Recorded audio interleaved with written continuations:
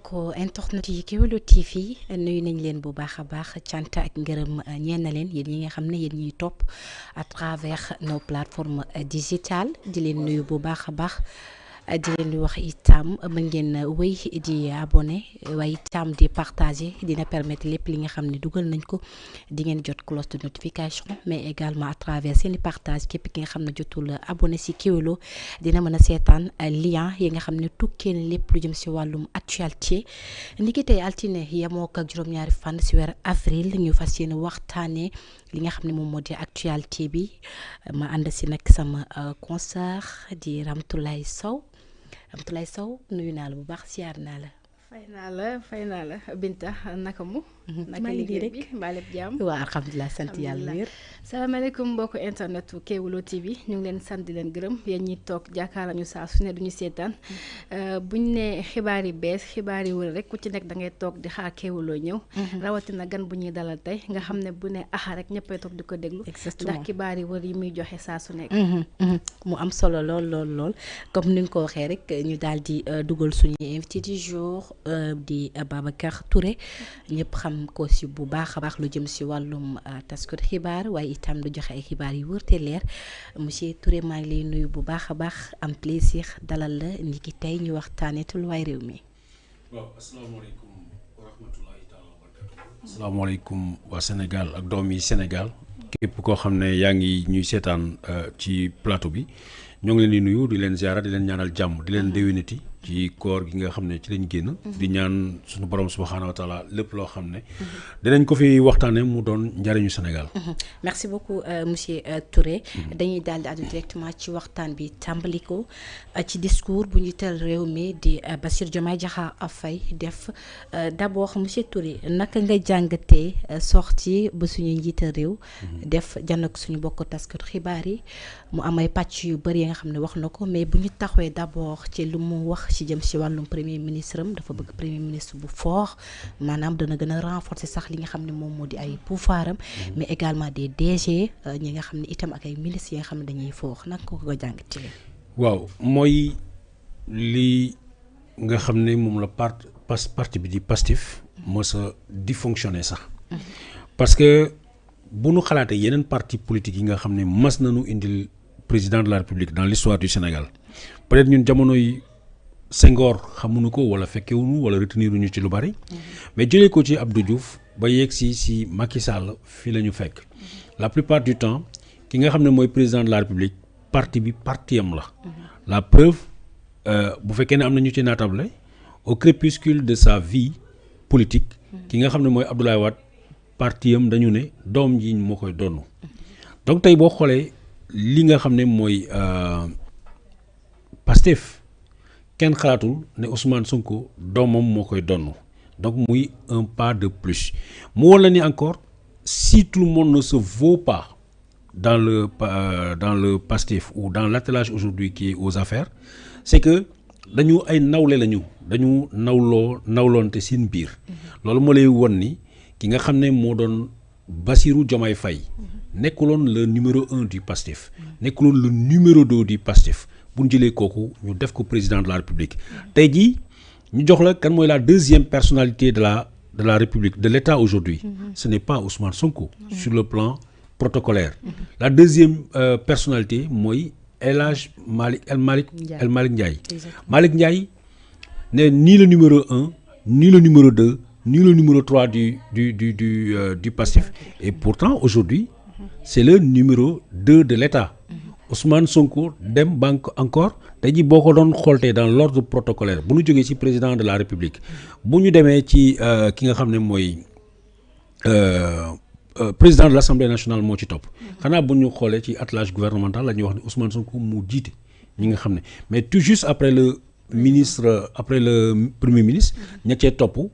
du ci kenn ku ci bokk Pastef muy le ministre des forces armées dans le cadre régalien muy le ministre de l'intérieur keneen moo ci topp rek mooy Yacine Fall te Yacine Fall it c'est l'opportunité de le dire encore c'est quelqu'un qui est venu à la dernière minute elle ne fait pas partie des membres fondateurs du Pastef Yacine Fall a rejoint le Pastef en 2019 ànd ak mouvement politique am la ñëw en allié c'est comme le cas de Guy Marius Sagna et consorts parce que baax na ñun ñi nga xam ne fekkee nañu histoire ñu rappeler les conditions de certaines choses tey jii Bassirou Diomaye Faye la nga xam ne la majorité de waa Kër Ñàkk Jàmm la ñuy xaar ci moom mooy mu am clash ak Ousmane Sonko parce que loolu la ñu souhaité que ça soit les adversaires politiques nationaux que ça soit les investisseurs ou certains investisseurs étrangers loolu la ñuy xaar yàlla loolu la ñuy ñaan yàlla mooy ce clash là malheureusement bés bu nu yeewoo le duo Bassirou Diomaye Faye ak Ousmane Sonko ñu won leen ni duel bi ngeen doon xaar jàmbaarloo bi ngeen doon xaar rëq-rëq yi ngeen xaar métti yi ngeen doon xaar suñu diggante du mos a am la preuve bi ñu toogee ba en un moment ñu ne voilà président Bassirou Diomaye Faye jot na lenge yi léegi lu ko neex lay def keroog la leen woon ni Ousmane Sonko ñu ne ko day lorñee sa fauteuil mu fàttali bu ngeen fàttaliku mu ne bëgguma rek mu lorñee dama bëgg mu xool bu baax na dama yéene mu toog fii mu ne ñu ne ko Ousmane Sonko mu ne ma dama xeex pendant plus de 10 ans pour ma def ko président de la République moom en quelques jours la xeex mu def ma président de la République ñu xëy ñuy xaar clash mu xëy mu ne mu am doomam maa ngi nuyaale de passage ki nga xam ne mooy la première dame mu jël doomam mu tuddee ko yaayu Ousmane Sonko kon xanaa ñi doon xaar clash mën nañu noppi ñu toog di xaar encore tey jii dégg ngeen leen il parle buy wax naan le premier ministre je veux un premier ministre fort oui il veut un DG fort oui il veut parce que biir Pastef dañu kenn ku ne da nga jàppee sa morom nawle moo tax kenn ku ne mën a remplacer sa morom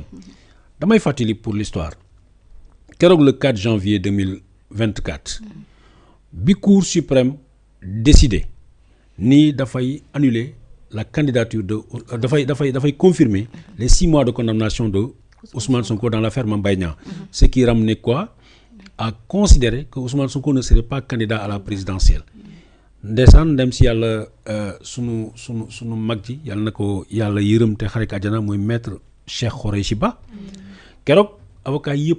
dem nañu ñu jógee tribunal gannaaw bi ñu defee Cour suprême ñu ne pause dafa am ñoom dañu bàyyi Khoureyssi mu nekk fa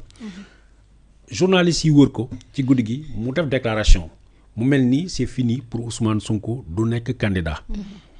mooy bois Pastef mais aussi muy activiste yu bare muy it ay avocats yu bare ñu ni ko non warul wax loolu parce que les dés ne sont pas encore jetés ñoom lu ñu bëggoon mooy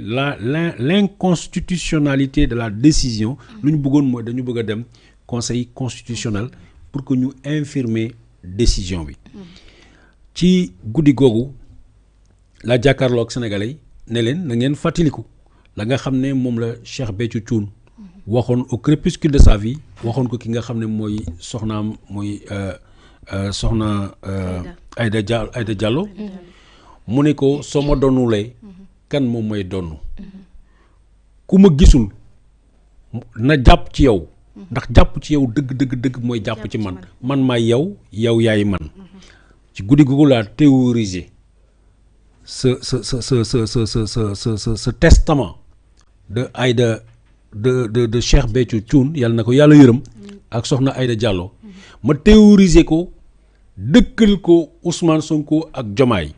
ma ne jàpp ci Ousmane dëgg mooy jàpp ci Diomaye Sonko mooy Diomaye guddi googu laa ko wax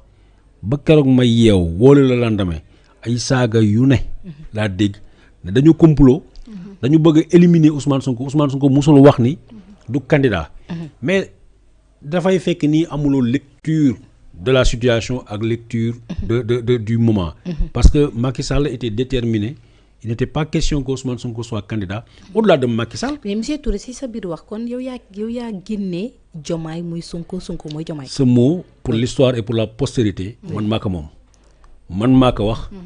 bi ma ko waxee coow li ne kur booy amul saaga bu ma saagot de la vidéo du 5 ou 6 janvier 2024 ku dem fekk ka fa depuis keroog laa leen waxaat encore ne leen li ma bëgg mooy Diomaye tey moo gën a taxaw pour nekk candidat présidentiel bu ci Diomaye nekkutle li ma sama yéene sama bëgg-bëgg mooy El Malick Ndiaye mooy nekk le candidat de Pastef si les archives existent vidéo yaa ngi existé keroog saaga bu ne laa saaga bokk na sax li ma waa Pastef ñu bare mere mu ngi jógee ci yooyu mais ala kulli xaal am na nit ñoo xam ne dañuy toog ñu gis yoo xam ne yéen da ngeen di taxaw du ngeen ko gis trio boobu nga xam ne moom laa mettre en place moom laa tudd moom laa bëgg mu diriger Sénégal tey moom la yàlla def Ousmane Diomaye président El Hadj Malick président Assemblée nationale Ousmane Sonko voilà le trio que j'avais fait alors que c'était pas le quartet c'était pas le trio de tête parce que El Malick c'était le secrétaire national chargé de la communication ñëpp xam nañu même dans les structures que ce soit dans les services au consort ki ñuy def chargé de communication kenn xalaatul ñu toogloo ko place bi ñu toogloo El Malick tey mais dafay revenir li ma la wax encore ñoom ñëpp dañoo nawle woonte mu ànd nag daje ak li nga xam ne mooy dogalu suñu borom mu ne li nga xam ne Babacar Touré génne na ko ci làmmiñam man suñu borom dama koy dëggal dama koy fexe mu nekk en exercice donc toute modestie à part ça c'est des archives qui existent El Malick Ndiaye si boppam président assemblée nationale tey dégg na ci lu ne dafa complot ak Babacar Touré mais keroog bi ko Ousmane Sonko di tànn ne ko demal assemblée nationale bi ñu koy tànn ne ko président assemblée nationale man déggontewuma ci ak Ousmane Sonko déggontewuma ci ak kenn yàlla dogalam dafa yegsi fekk nag yàlla li muy def léeg-léeg dafay jël l'avenir mu liirloo ko ay doomi aadama bii nag pour l'histoire Sonko Diomaye mooy Sonko sama kàddu la le trio bi nga xam ne man dama ne ñoom ñooy yor Sénégal tey mais suñ doon dellu si waat ci li nga xam ne waxoon naa ne nii lay demee mu am exactement duñ fi jóge bari na des cas yu mel noonu mais nag dama koy sant yàlla du suma njàmbaar du dara yàlla mooy xëy xam nga damay wax ni ce sont les événements qui font les grands hommes c'est l'histoire qui choisit nit ñi nga xam ne bëgg na bu jamono tolloo fenn bii taxawaay dinañ ko taxaw man France laa nekkoon dama demoon 2008 ma xalaat ni dama fay dëkk lu may ñëw Sénégal mooy vacances laa fi ñëw xalaatuma woon ni ñibbi si Sénégal bu ñu créé Kéwoulo bu ñu xeex taxawaay bii ñu taxaw tey mais nag comme ni ma ko waxee l'histoire est têtue les faits yoo xam ne ci histoire la xew ay faits la yoo xam ne dafa teel quoi pour ñu mën ko fàtte. tey bu ñu revenir par rapport ci sortie bu njiitu réew mi gis nañ ñu bëri ci opposition bi ñenn ñi ñoo ngi ñaawlu wala di wax ni di ŋaññ ay kàddu yi nga xam ne yëkkati na ko maanaam je veux un PM fort très fort super fort loolu da leen tax ba ñoom jàpp nañu moom daal président ba nga xam ne dañ ko fa teg rek mais premier ministre mooy doxal loolu aussi est-ce que loolu bokk na ci li jëm ci wàllum yàq wala bëgg def ci bopp askan wi président dañ ko fa teg rek mais ci Ousmane Sonko ci boppam premier ministre moom mooy doxal. gis nga Pastef bu dee depuis ci njëlbeen El Malick Ndiaye moo nekkoon le candidat de Pastef le candidat naturel de Pastef depuis le début problème yi ñu am duñu ko am bu dee Bassirou Diomaye Faye dès le début moo nekkoon le candidat naturel de Pastef te lañ ko wax ñu ne moom la problème yi ñu am duñ ko am c'est la personne Ousmane Sonko moo dérangé nit ñu bari ci réew mi ci establishment bi ci milieu maraboutique bi ak ci yeneen da ngay xool tuuti boo koy analyser ko le cas Cheikh Béthio Thioune puisque tudd nañ ko fi ñii toog nañu pendant longtemps naan kaala laahu kaala rasul ñii toog nañu bu yàgg naan sama maam defoon na nii sama baay defoon na nii nit ñi topp leen ci loola Cheikh Béthio Thioune ñëw keroog bi ko mbooloo gën a mën a topp mooy keroog ba mu dëggalee boppam ne nañ ko wuy ji dëkk bi nu mu tudd encore witu Mbuur Medinatul Salaam foofu lay wootee foofu lay def ay cantam fa la mbooloo mi gën a bari di topp ko léegi nag le fait que ña nga xam ne ñoom foog nañu ni pendant longtemps je n'indexe personne c'est comme les politiciens pendant longtemps dañu foog ne politique ñoom rek ñoo ko war a def di doonante doom ak baay di doonante par classe keroog bi nga xam ne quelqu'un kii koo xam ne baayam du politicien yaayam du politicien nijaayam du politicien kenn xamul comme ni ñu koy waxee ñoom xamuñu sax géwélam kenn xamul géwélam fu muy génn ñoom dañu baaxoon kuy génn sa géwél ànd ak yow mu ñëw taxaw mu woote leen mbooloo topp ko mais des gens yoo xam ne pendant longtemps ils ont été proches de Ousmane Sonko dañuy taxaw ñu naan lan mooy ndeyu ñun ñu nekk fi boobu ak léegi waa ji xale bi ñu war koo topp. il ne pouvait pas l'accepter, il ne pouvait pas le cautionner. loolu moo nekk ba tey ci seen xol moo nekk ba tey ci seen xel. moo tax lépp lu ñu mën a def pour diaboliser pour yàq xel dinañ ko continuer jusqu'au bout du ñu dellu si Ousmane Sonko bëgguñu ko. ku Ousmane Sonko joxoon dinañ fexe ba féewale la ak Ousmane Sonko soo mënulee féewale ak Ousmane Sonko dana la